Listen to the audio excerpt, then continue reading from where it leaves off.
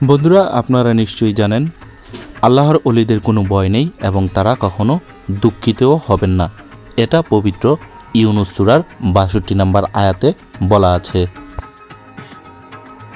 নবী রাসূল এবং সাহাবাদের পরে আল্লাহর ওলিগণ বিভিন্ন দেশে ইসলাম প্রচার করে গেছেন। তেমনি করে বাংলাদেশে ইসলাম প্রচারে ভূমিকা রয়েছে ৩৬০ আউলিয়ার। ১৩০৩ সালে হযরত শাহ জালাল রহমতুল্লাহ আলাইহি ইসলাম প্রচারের জন্য ৩৬০ জন আউলিয়া নিয়ে এসেছিলেন সিলেটের মাটিতে।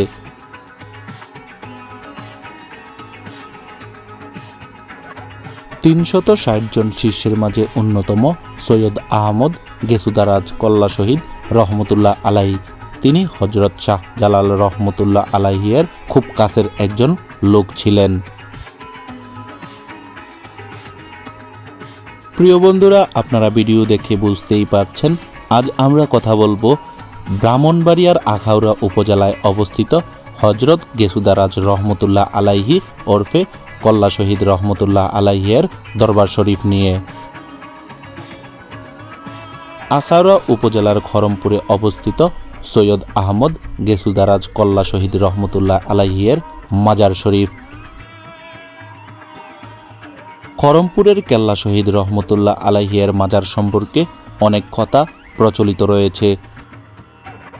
সেসব প্রচলিত কথার মধ্যে নির্বাচিত কিছু কথা আমরা আজ ভিডিওতে তুলে ধরব। তৎকালীন আমলে খরমপুর এলাকায় জেলেরা তিতাস নদীতে মাছ ধরত। একদিন চৈতন্য দাস এবং তার সঙ্গীরা তিতাস নদীতে মাছ ধরার সময় হঠাৎ তাদের জালে একটি খণ্ডিত মুন্ডু পেয়েছিল। মুন্ডুটি দেখে জেলেরা ভীত হয়ে পড়েছিল।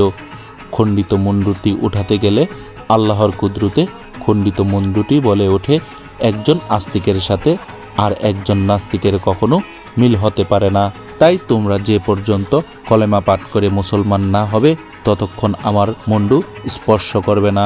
খণ্ডিত মুন্ডুর এই কথা শুনে চৈতন্য দাস এবং তার সাথীরা হিন্দু ধর্ম ত্যাগ করে ইসলাম ধর্ম গ্রহণ করে। পরে খণ্ডিত মুন্ডুটি খরমপুরের তিতাস নদীর পারে কবরস্থানে দাফন করেন কল্লা শহীদ রহমতুল্লাহ আলাইহির নির্দেশ মোতাবেক। সেই থেকে কবরটি সৈয়দ আহমদ গেসুদারাজ ওরফে কেল্লা শহীদ রহমতুল্লাহ আলাইহির মাজার নামে পরিচিতি পায়। বন্ধুরা, ঐতিহাসিকগণদের মতে তৎকালীন তরফ রাজ্যের রাজা আচক নারায়ণের সঙ্গে হযরত শাহ জালালের প্রধান সেনাপতি হযরত সৈয়দ নাসিরউদ্দিন রহমতুল্লাহ আলাইহির যুদ্ধ পরিচালনা করেন। সে যুদ্ধে হযরত সৈয়দ আহমদ গেসুদারাজ রহমতুল্লাহ আলাইহি শহীদ হন এবং তার খণ্ডিত মস্তক তিতাসের স্রোতে ভেসে আসে। প্রিয় দর্শক, আসলে মহান আউলিয়ার দরবারে আসলে সবাই আসার ভাগ্য হয় না। আমি জানি না আমাকে আল্লাহ কতদিন পরে এই মহান আউলিয়ার দরবারে কবুল করেছে। আমি এসেছি, আমার কাছে এখানের পরিবেশ অসাধারণ লেগেছে এবং মহান আউলিয়ার আমি সান্নিধ্য পেয়ে আমার কাছে অত্যন্ত ভালো লেগেছে এবং আমার মন প্রফুল্ল হয়েছে। আল্লাহ যদি কবুল করে অন্য কোথাও অন্য মাজারে গিয়ে আপনাদের সাথে দেখা হবে এবং আপনাদেরকে নিয়ে ভিডিও তুলে ধরবো। আপনারা আমার সাথেই থাকবেন। ধন্যবাদ সকল।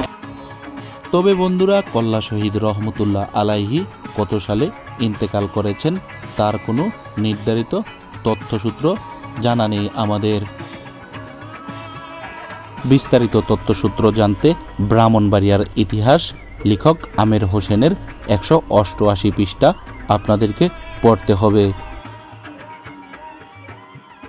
আমরা মাজার ঘুরে দেখতে পেরেছি তিতাস নদীর পারে হযরত গেসুদারাজ রহমতুল্লাহ আলাইহির মাজার শরীফটি অবস্থিত। মাজারটি ঘিরে নির্মাণ হয়েছে খরমপুর দরগা শরীফ মার্কেট এবং একটি মসজিদ, একটি মাদ্রাসা ও এতিমখানা।